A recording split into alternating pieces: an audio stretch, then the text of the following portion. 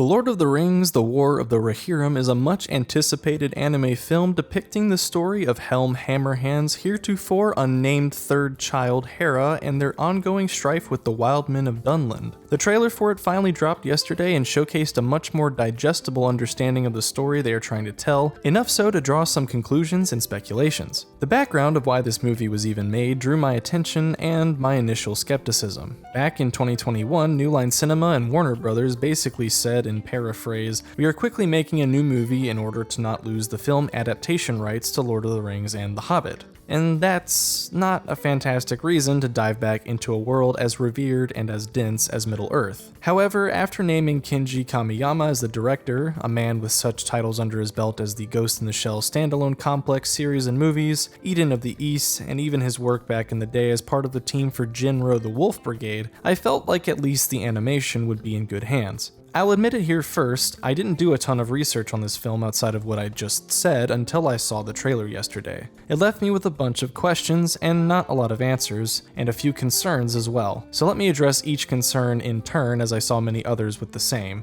My first and largest concern, mainly due to the trailer's composition, was that Hera felt a bit bratty. With The Lord of the Rings already awash with well-written and strong female characters, she felt like a character with distinctly modernized ideas of what it means to be a strong female character. To address this, I looked to a quote from Entertainment Weekly I found from the voice actress herself on the way she considered Hera to be. The actress says her character bears a strong resemblance to the heroines from Hayao Miyazaki films like Nausicaa of the Valley of the Wind, than to classic Lord of the Rings heroines like Arwen and Éowyn.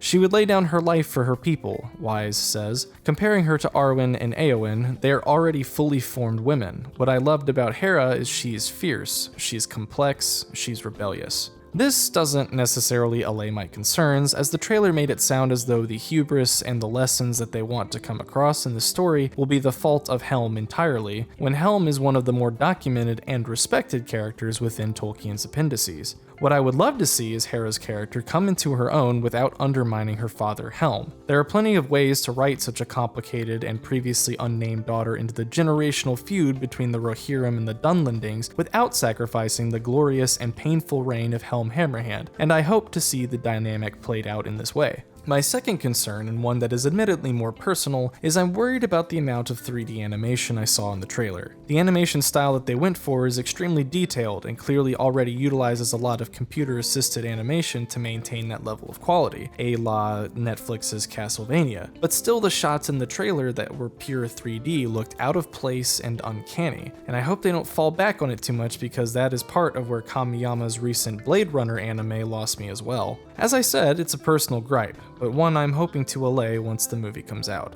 Lastly, and somewhat coinciding with the first foreseen issue, there are a lot of liberties, extrapolations, and inventions going into the story they are telling here, and as we have seen of late with Middle-earth and taking creative liberties, you get some pretty horrendous results. Now, the writers have stated that they're being respectful and only making extrapolations based on surrounding historical quote-unquote conflicts that existed in Middle-earth at that time, but nonetheless, I grow leery at the idea that the majority of the story seems to be fabricated from little to nothing. Obviously, I fall in the camp of Middle-earth enjoyers that want nothing but source material, and a lot of people are a bit more casual about things, so please let me know your thoughts below on the trailer, the fact that it's an anime, and your general feelings on the legacy of Lord of the Rings adaptations through the years.